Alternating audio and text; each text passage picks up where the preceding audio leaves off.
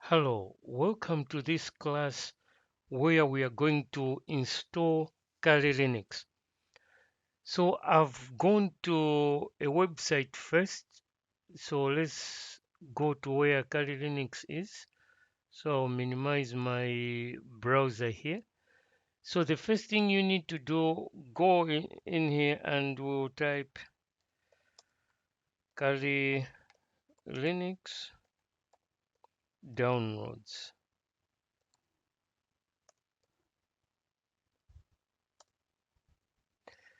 Now here you're going to go to this website kalilinux.org, click Get Kali. Now here, the one which you have to download is the bare metal. Once you click that, you have got the installation documentation.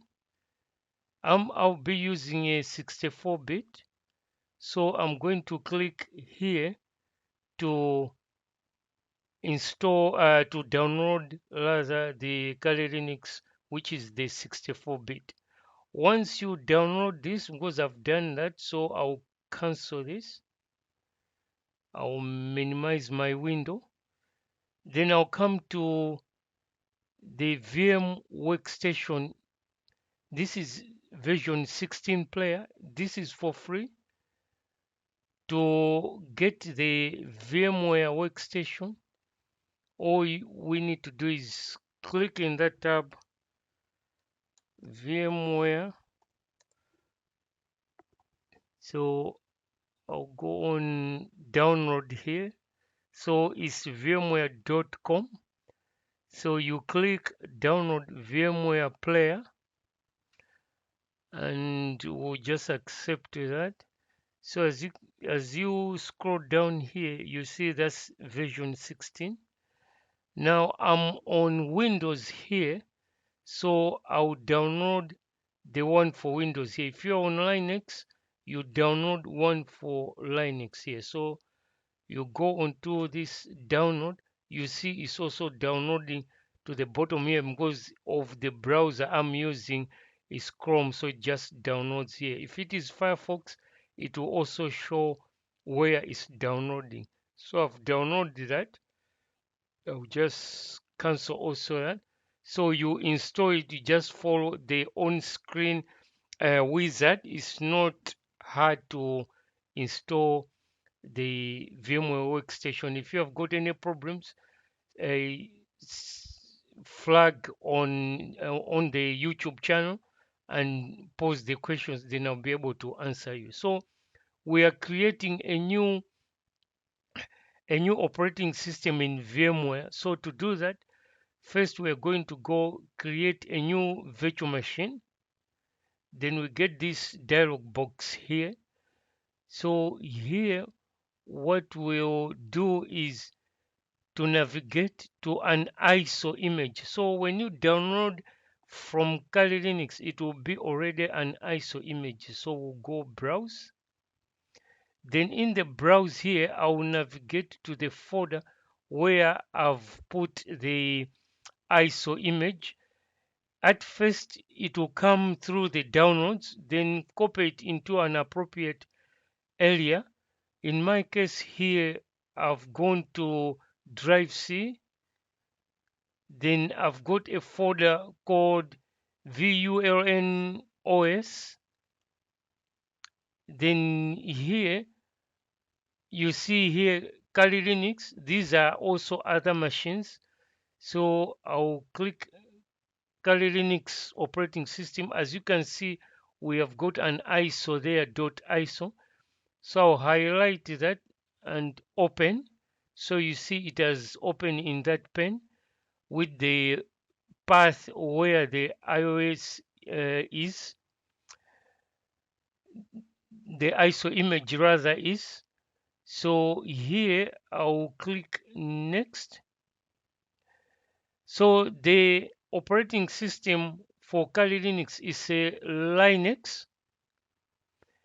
It's not Ubuntu, it's a Debian version. So I'll go to Debian.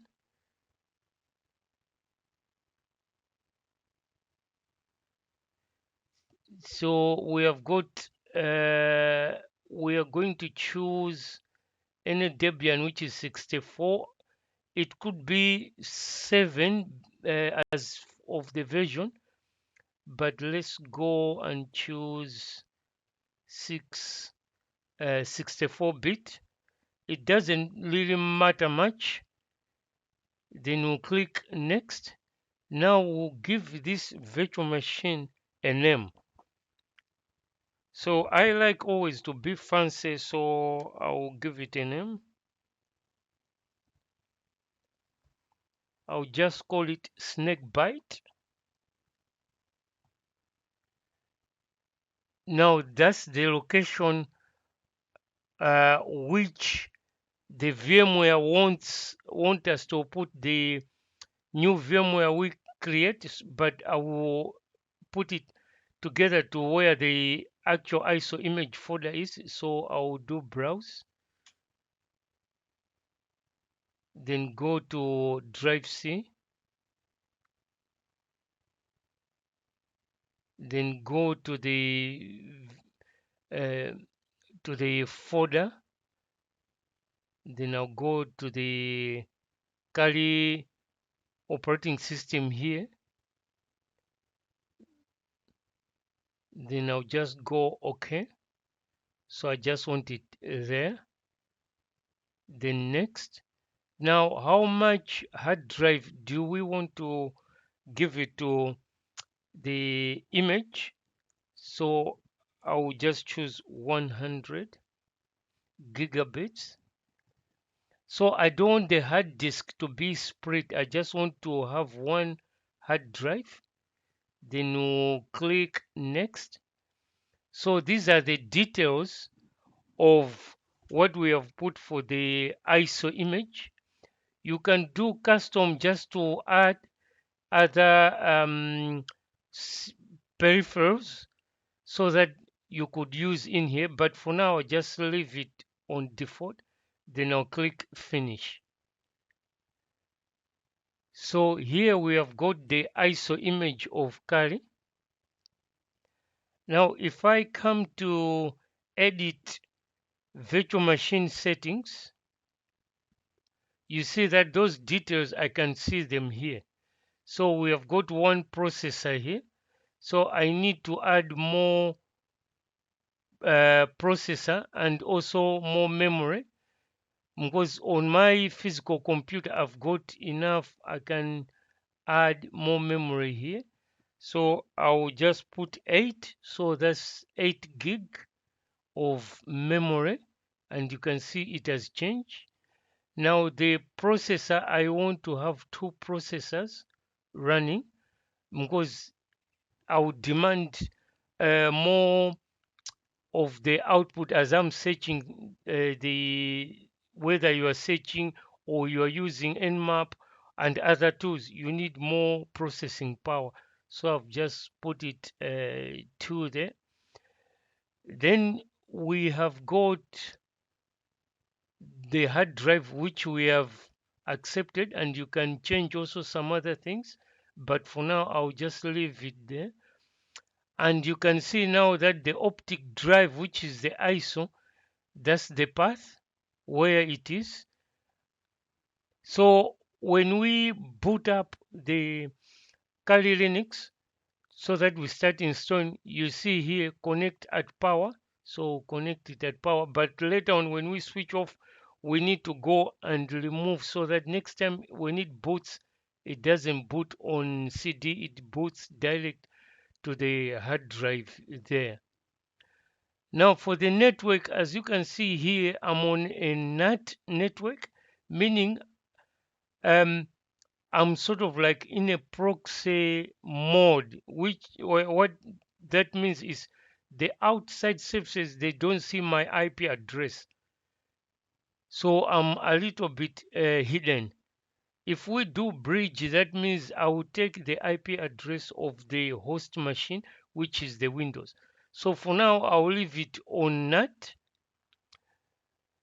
I'm not worried about the sound card or the USB controller, and also printing.